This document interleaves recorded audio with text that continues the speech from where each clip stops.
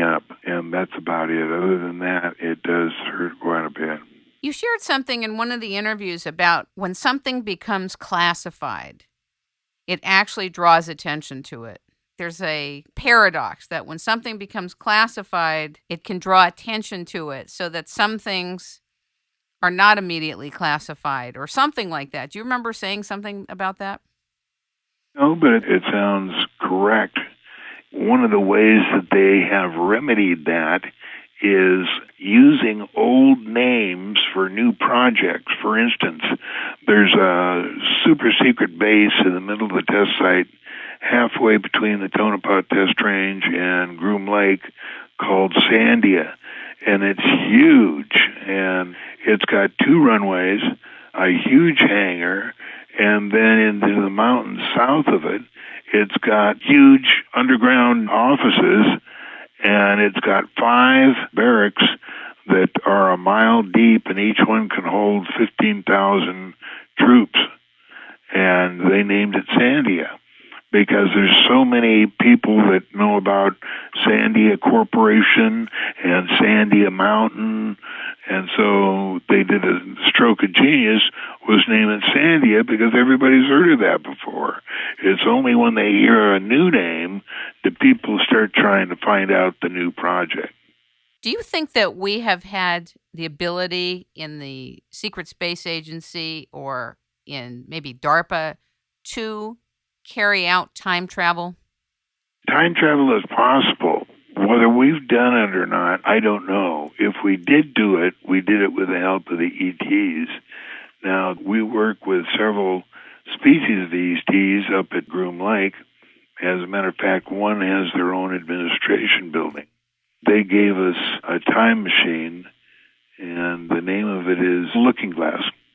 And you can look in this thing, and you can look back in time and forward in time. I don't know how it works. I never saw it. I never heard it described, except the fact that it is there. Your relationship with Bob Lazar has been a profound relationship, and I've heard you talk on several interviews about his work, his findings, and I guess up till a few years ago, what he was doing. Is there anything you'd like to share with this audience who may not know about Bob Lazar?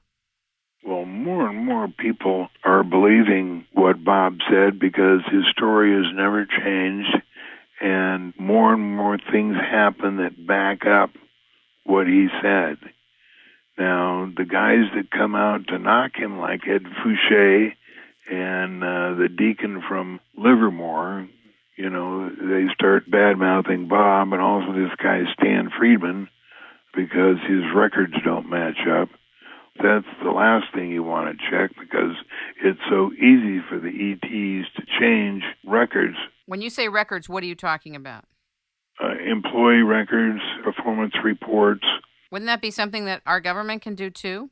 Yeah, but if it has to be done on a rapid base, some guys can have done so much and their file, reached to the ceiling, and they've got to go through that and change everything to restate the way they want people to remember him. Now, as far as Bob Lazar's records, they erased his total existence.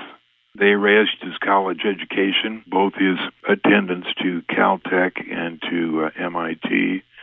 They have magical ways to do this, and they're helped by the ETs to do this.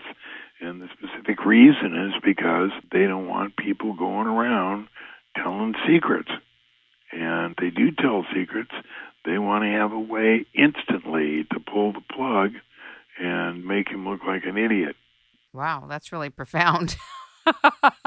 A person could be doing something their whole life, and then all of a sudden, poof, they never were doing that. They're not that person. They never had that entire life. Yeah. That sounds pretty heavy-handed. Do you trust these ETs? It's not a question of trusting them because there are so many ETs. First of all, you have to understand that there was no Big Bang. The universe is infinite. It goes on forever. And it has been going on forever. And there is no beginning and there's no end. There's billions and billions of different species of ETs. There's a billion times a billion Earths, almost identical to ours, but some are a little bit more advanced technology-wise. Some of them are a little bit less. They can do just about anything they want. So whatever they want to do, they can do technology-wise. The Big Bang really did seem as though it was part of a mythology to me. Now that we know about the infinite universe and the field theory, it's obvious that it didn't just start at one point. It has never not been. It's so interesting. The unified field theory. I think it would be hard for people to fathom when you say billion times a billion.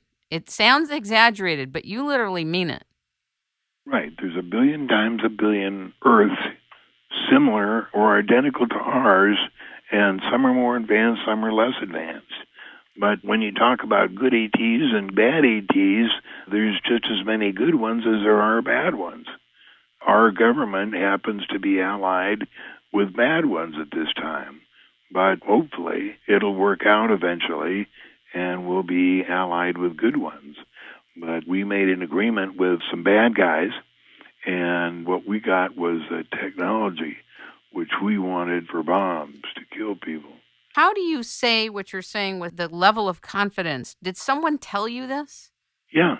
I talked to Lou Baldwin, who's known as Sleeper on the website. You have to go into his background.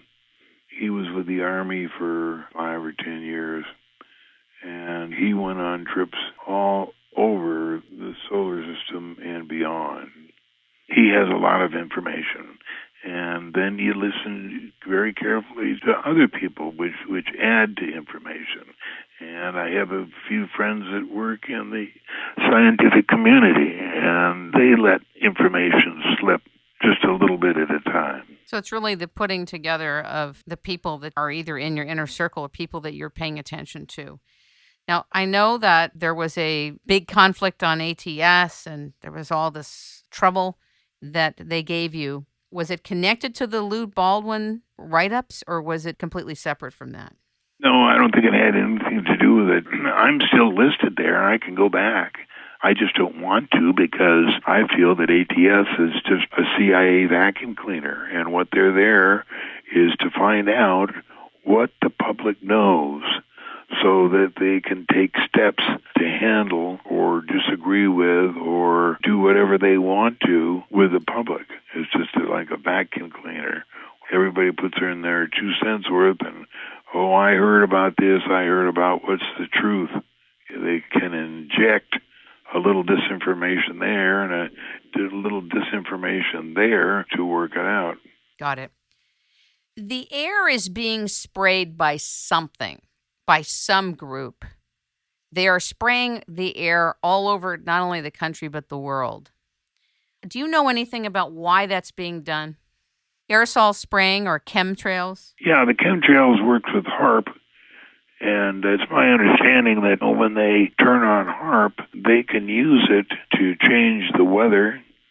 They can make tornadoes, they can make tsunamis, they can make fires, they can do all kinds of stuff. But if they spray a layer of the chemtrails at, say, 30,000 feet and then turn on the chemtrails in that area, you can't see anything that is between that layer. So if they were going to fly any secret airplanes, they would first run a chemtrail and then turn on the HARP and then launch the airplane, and then the airplane can go wherever it wants to, and you can't see it. I was under the impression that HARP was a microwave technology. That could very well be part of it. Interesting. I wanted to ask you about that because I'm in Los Angeles and I see it more and more and more, and it's so disturbing. And there are people that have been checking the air quality of what is happening, what's coming to the ground, what are people breathing in with these chemicals and these nanoparticles. It's very disturbing. How does that work? Apparently, the aerosol has barium and aluminum, and I can't remember the third chemical. I'm doing a piece on it next week. I'll be interested to read it. It's with Edward Griffin. Did a documentary on the aerosol spraying. Different people have written about it, But every time there's a spring, there's a huge influx